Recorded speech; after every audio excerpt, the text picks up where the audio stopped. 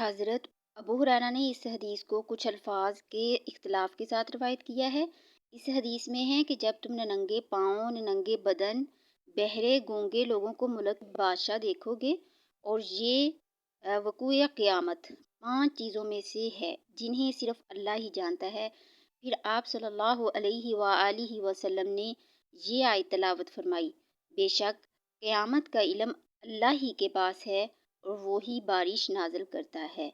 متفق علیہ۔ اس حدیث شریف کو بخاری اور مسلم دونوں نے روایت کیا ہے۔ مشکوٰۃ المصابیح حدیث نمبر 3۔ حضرت ابن عمر بیان کرتے ہیں رسول اللہ صلی اللہ علیہ وآلہ وسلم نے فرمایا، اسلام کی بنیاد 5 چیزوں پر رکھی گئی ہے، گواہی دینا کہ اللہ کے سوا کوئی معبود برحق نہیں، اور یہ کہ محمد صلی اللہ علیہ وآلہ وسلم اس کے بندے اور اس کے رسول ہیں، نماز قائم کرنا، زکوٰۃ ادا کرنا، حج کرنا اور رمضان کے روزے رکھنا۔ متفق علیہ۔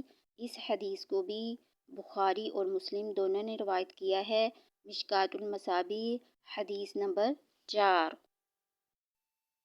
حضرت ابو ہریرہ بیان کرتے ہیں رسول اللہ صلی اللہ علیہ وآلہ وسلم نے فرمایا، ایمان کی 70 سے کچھ زائد شاخیں ہیں، ان میں سے سب سے افضل یہ کہنا ہے کہ اللہ کے سوا کوئی معبود برحق نہیں، اور سب سے ادنیٰ یہ ہے کہ راستے سے تکلیف دہ چیز کو ہٹا دینا، اور حیا بھی ایمان کی ایک شاخ ہے۔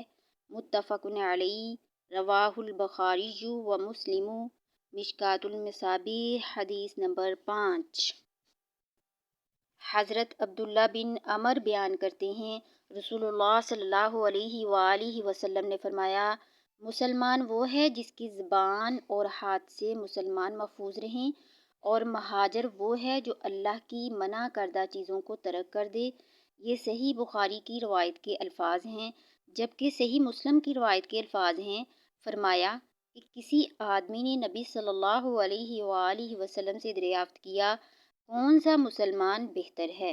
آپ صلی اللہ علیہ وآلہ وسلم نے فرمایا، جس کی زبان اور ہاتھ سے مسلمان محفوظ ہوں۔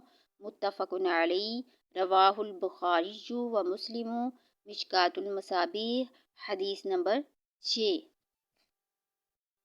حضرت انس رضی اللہ عنہ بیان کرتے ہیں رسول اللہ صلی اللہ علیہ وآلہ وسلم نے فرمایا، تم میں سے کوئی مومن نہیں ہو سکتا حتیٰ کہ میں اسے اس کے والد، اس کی اولاد اور تمام لوگوں سے زیادہ محبوب نہ ہو جاؤں۔ متفق علیہ۔ رواہ البخاری و مسلم۔ مشکوٰۃ المصابیح حدیث نمبر 7۔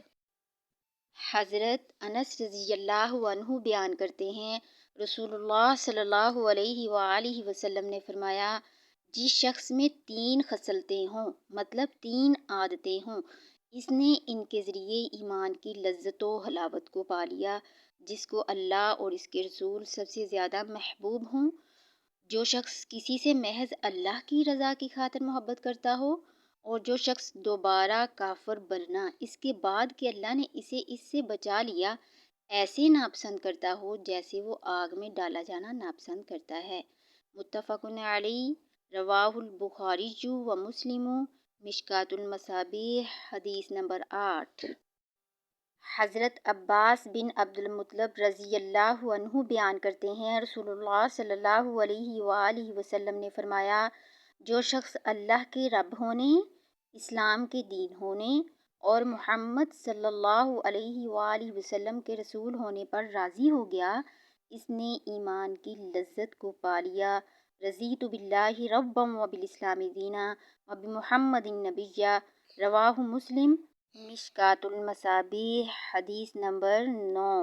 حضرت ابو ہریرہ رضی اللہ عنہ بیان کرتے ہیں رسول اللہ صلی اللہ علیہ وآلہ وسلم نے فرمایا، اس ذات کی قسم جس کے ہاتھ میں محمد صلی اللہ علیہ وآلہ وسلم کی جان ہے، اس امت کے جس یہودی اور عیسائی نے میرے متعلق سن لیا اور پھر وہ مجھ پر اتارے گئے دین و شریعت پر ایمان لائے بغیر فوت ہو جائے تو وہ جہنمی ہے۔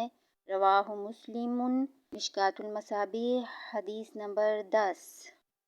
اللہ تعالیٰ ان احادیث کو پڑھ کر اور سن کر عمل کرنے کی توفیق عطا فرمائے، آمین ثم آمین، وما علینا الا البلاغ المبین۔